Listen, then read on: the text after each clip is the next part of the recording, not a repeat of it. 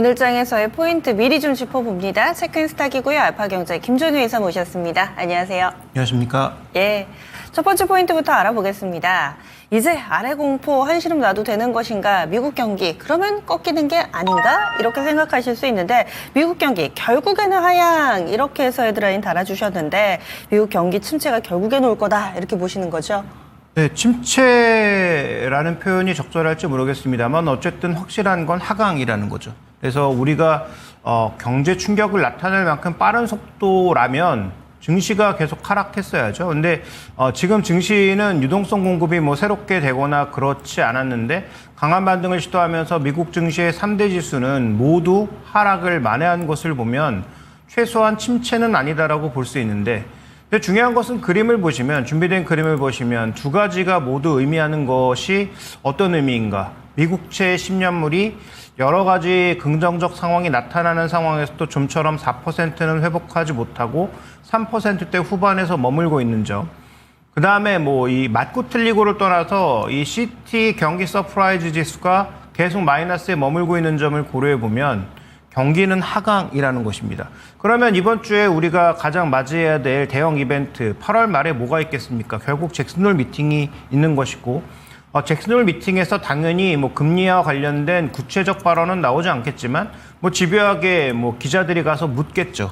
과연 뭐 이 상황에서 그 정책을 어떻게 할 것인가. 근데 시장은 미리 50bp 할 거라는 그런 강한 기대감을 반영시켜 놓은 만큼 현재 구간에서 만약에 그에 좀 준하는 뭐 발언이 나오면 다행이겠지만 만약에 그에 준하는 발언이 나오지 않았을 때는 어떻게 할 거냐라는 것. 그다음에 그에 준하는 발언이 나왔을 때는 50bp를 내릴 만큼 상황이 안 좋은 것이냐에 대한 반작용. 이걸 고민해야 된다라는 거죠. 그래서 저는 최근에 계속 지속적으로 반등 시의 비중을 현금 비중을 늘리자라는 말씀을 지속적으로 드리고 있는데 지금 같은 의미에서 바라보셔야 될 것 같습니다. 결국 미국 경기는 하락한다. 중국은 경기가 오른 것도 없이 여전히 계속 답답한 국면에 머물고 있고 최근에 발표되고 있는 중국 경제 지표는 미국보다 더 안 좋은 상황이죠. 그런데 우리가 수출을 지금 미국의 주력으로 우리나라의 지금 모든 실적이 잘 나오고 있는 대표 업종들의 실적이 모두 미국향인데 미국 경기가 이렇게 둔화되는 모습을 보일 경우 과연 2025년도에 추정하고 있는 실적은 적절한가에 대한 고민도 필요한 것이고요. 그렇다면 우리가 결론적으로 생각해 볼 수 있는 건 결국 미국 경기가 조금 빨리 빠지냐 덜 빠지냐 정도의 문제이지 미국 경기는 결국 하강한다라는 것이고요. 그런데 증시가 전혀 이를 반영하지 않은 상태에서 움직이고 있기 때문에 그런 관점에서 본다면 또 M7만 올라가는 지금의 미국 증시의 빠른 회복을 과연 긍정적으로 해석할 수 있을지는 저는 좀 의문스럽습니다. 따라서 우리가 분할 매도 관점에서 접근은 필요하겠지만 반등 시에 우리가 계속 주식을 늘리는 게 아니라 그동안 현금이 있으셨다면 충분히 주식을 늘려서 단기적인 어떤 급락에 대응하는 것도 좋은 전략이었겠지만 지금은 그렇지 않다라는 거죠. 그래서 여전히 주식 비중이 많으신 분들은 그동안 이렇게 내가 손해를 봤는데 어떻게 팔아라고 하셨으면 어느 정도 회복이 됐잖아요. 우리 지수가 지금 낙폭의 한 50% 이상은 회복이 된 것이니까 일정 부분의 현금을 더 늘려서 시장 변화에 탄력적으로 대응할 수 있도록 준비하시는 게 좋겠다라고 판단하고 있고요. 자, 또 하나의 중요한 포인트는 결국은 유로존의 결정이 어떻게 될 것인가. 그 다음에 일본이 결국은 9월 달에 지금 총리, 기시다 총리가 내려올 것으로 예상되면서 다음 정부로 바뀌게 되는데요. 지금 이 기시다가 내려오면서 여러 명들이 다 달려들고 있죠. 기시다가 워낙 못했고 지지율이 워낙 낮으니까 누가 해도 기시다보단 잘하겠다라는 자신감이 있는 것 같습니다. 네. 그래서 전혀 이 정치권의 얼굴을 들이밀지 않았던, 그러니까 이 수상 후보에 전혀 얼굴을 들이밀지 않았던 사람들까지 이번에 수상 한번 해볼까 하고 다 튀어나오고 있는 상황이거든요. 일본의 그 상황은. 그러면 일본의 새롭게 되는 수상은 과연 지금 기시다의 정책 실패에 있어서 큰 건 두 가지인데 첫 번째는 뒷돈 많이 받았다는 거, 정치인들이. 그 기시다 주변의 사람들이 많이 받았다라는 것과 또 한 가지는 수입 물가가 폭등함으로써 일본 사람들에게 엄청난 고통, 경제적 고통을 줬다는 거죠. 그럼 새로 되는 그 수상은 과연 어떤 선택을 하는 게 좋을 것인가에 대한 고민을 여전히 할 수밖에 없다. 그러니까 저번처럼 금융시장이 폭락을 하게 되면 여전히 부담이 있을 수 있으나 현재 구간에서의 추진할 정책은 예전처럼 뭐 그런 플라자비를 거쳐서 일본 엔화를 계속 위로 올리는 그런 정책은 아니라 할지라도 어느 정도의 엔화 가치를 다시 끌어올리는 정책이 될 가능성이 있지 않을까라고 판단해야 될 것이기 때문에 이런 변수들을 고려했을 때 저는 여전히 반등 시에는 주식을 늘려가는 게 아니라 좀 손해를 축소하고 현금 비중을 확대하는 전략적 접근이 유효하지 않을까 이렇게 바라보고 있습니다. 경기 침체까지는 아니어도 어쨌든 하강 국면 둔화되는 것은 불가피하다라고 이야기를 해주셨는데 그 근거로 지금 경기 서프라이즈 지수를 제시를 해주신 거잖아요. 얼마 전에 시장에서 발작을 일으킨 것은 고용과 맞물리는 그 3회 법칙 뭐 이 얘기가 나오면서 경기 둔화 얘기를 했는데 근래 경제지표 가운데에서는 물가는 이미 잡은 것으로 파악을 하고 고용에 다소 좀 경기를 일으키는 그런 상황이고 그 밖에도 뭐 이번 주에 경기 선행지수 나올 거고요. 뭐 CPI, 뭐 PMI 뭐 이런 부분들 있을 텐데 사실 이런 지표들 우리가 좀 집중해서 보는 지표들은 아직 크게 이상치고는 안 나타나지 않나요? 그러니까 미국 경기가 그 샤메 법칙 때문에 빠지는 날도 얘기했지만 지금 미국이 거의 완전 고용에 다른 상황에서 조금 이게 올라왔다고 빠른 속도로 올라왔다고 이렇게 흥분하는 게 적절하냐라고 그때 말씀을 드렸죠. 그러니까 저는 뭐 지금 뭐 고용지표, 경제지표 하나 가지고 이렇게 우리가 뭐 호들갑을 떨 때는 아니라고 보고 있는데 전체적으로 미국 경기가 다운되고 있다는 건 분명한 거죠. 그러니까 그동안 소비의 확장을 통해서 그 유동성의 힘으로 계속 끌어왔던 것이기 때문에 이 유동성의 확장을 계속 끌고 가기 어려운 상황이었는데 그 유동성을 메워줬던 게 결국 일본이었고 일본의 유동성 공급이 끊기면서 시장에 한번 큰 분절이 나타난 거죠. 근데 저는 앞으로도 일본이 뭐 미국에 제공하는 유동성을 끊지는 않겠지만 그러니까 미국채를 계속 사주겠지만 예전처럼 강한 강도로 사줄 가능성은 낮고 미국은 또 내년부터 이 채권 차환을 꽤 많이 해야 되는 상황이니까 그런데 금리가 이미 꽤 올라간 상황에서 채권 차환을 해야 되는 상황이니까 그러면 조건은 굉장히 안 좋아진 상황이거든요. 그래서 유동성의 신규 공급이 쉽지 않다라는 관점과 미국의 경기 상승 속도가 줄어드는 것만으로도 부담을 받을 수 있다는 점을 염두에 두실 필요가 있겠고요. 그런데 시장은 벌써부터 50bp 금리 인하하면 막 시장이 폭등할 것처럼 착각하기 시작하니까 여러 번 말씀드렸지만 경기가 하강하는데 금리를 내리는 건 하락 신호지 반등 신호가 아니다. 이렇게 말씀을 드리겠습니다. 네, 어찌됐든 간에 미국 경기 전보다 안 좋아진다라는 것만은 좀 분명하니까 여기에 착안해서 큰 그림 좀 그려봤고요. 다음 두 번째 넘어가겠습니다. 에너지, 우리 생각과 다르다 이렇게 한 줄을 주셨는데 여기서 에너지가 신재생 에너지인지 아니면 화석연료인지 뭐 아니면 전체적으로 좀 아울러서 보시는 건지 설명을 좀 해주세요. 뭐 신재생 에너지도 다르고요. 화석 에너지도 다릅니다.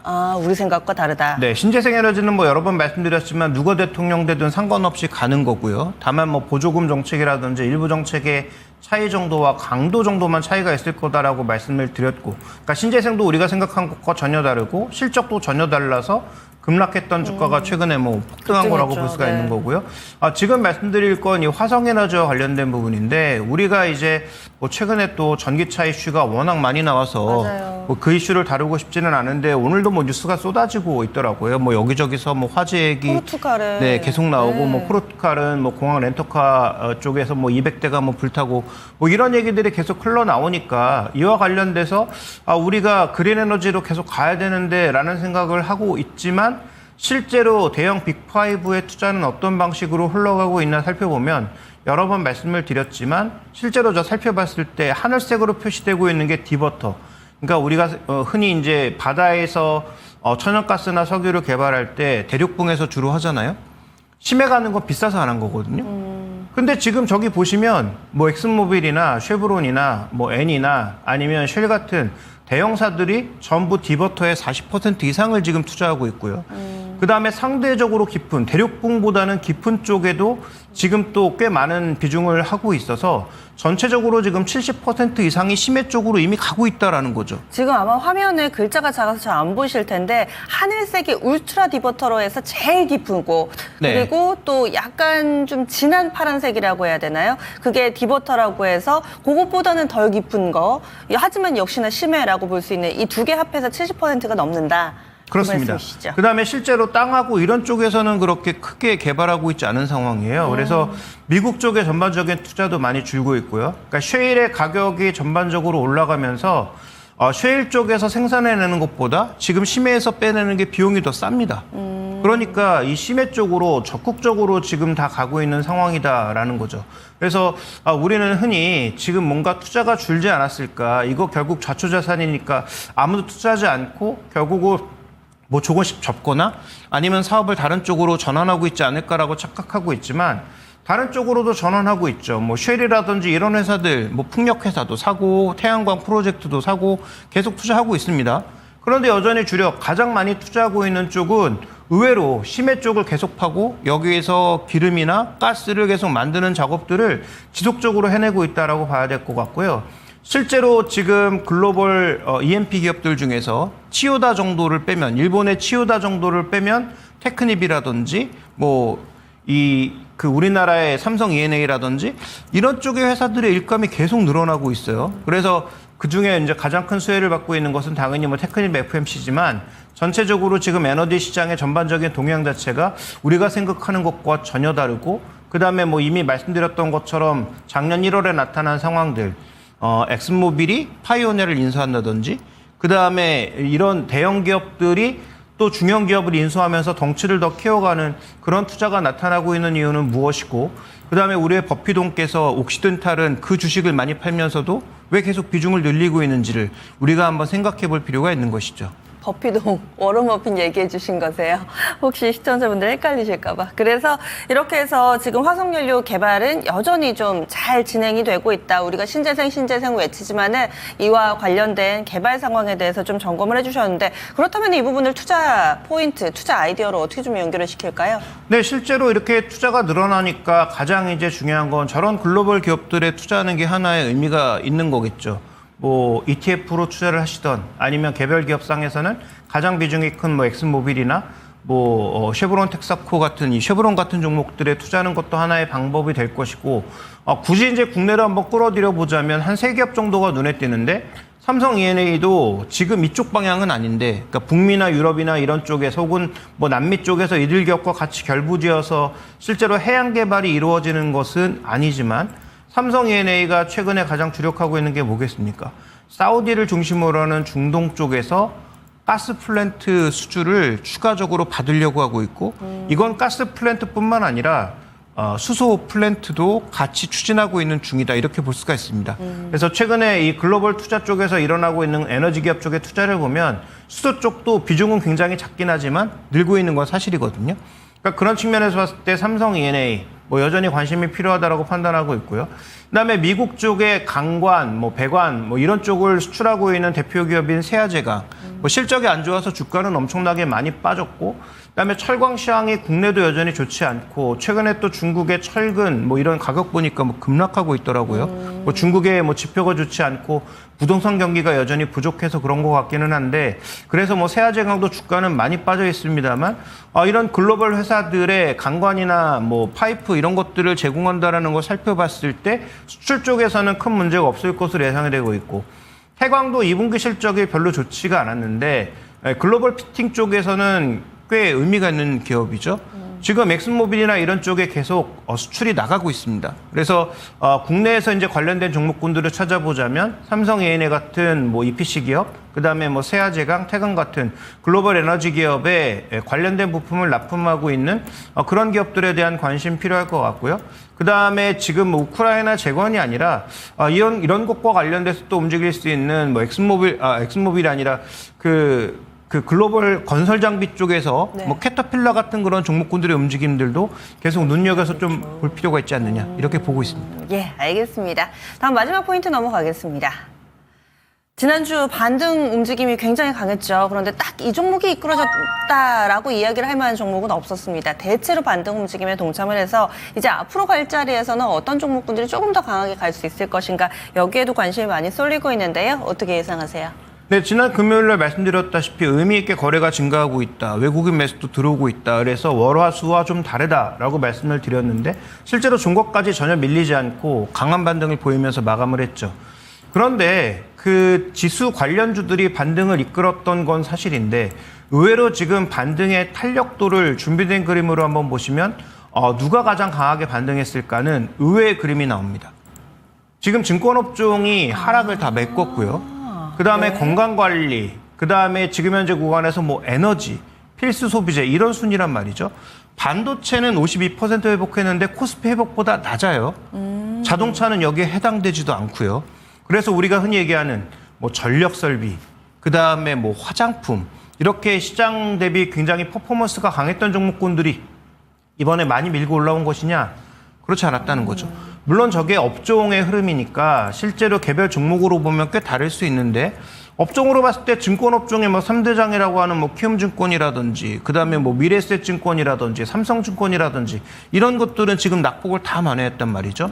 그래서 이런 전체적인 추이를 놓고 봤을 때 우리는 이번 반등에서 뭔가 반도체가 회복을 이끌지 않았을까라고 착각하고 있지만 여전히 지수의 반등 강도로 봤을 때 반도체는 코스피만큼 상승하지도 못했고 자동차는 저 순위에도 끼지 못했다라는 점이 핵심 포인트라는 거죠. 그러면 이제 이제부터가 중요한 건데 시장에 이제 지수가 더 가서 한 2,700 한 훨씬 넘는 한 네. 2,800에 거의 육박하는 낙폭을 거의 다 만회하는 수준 정도의 강한 반등을 보여주려면 결국은 반도체와 자동차가 다시 움직여야 될 텐데 이들의 움직임과 외국인 매수의 강도가 금요일만큼 이어지는지가 결국 시장에서 굉장히 중요하지 않나 이렇게 보여지고 있습니다. 네. 그래서 앞으로 좀 더 갈 거면은 2,700을 훌쩍 뛰어넘는 강한 에너지는 결국에는 시가총액 비중이 큰 뭐 반도체, 자동차 이쪽에서 좀 나와줘야 될 텐데요. 그러면 투자 포인트를 잡았습니다.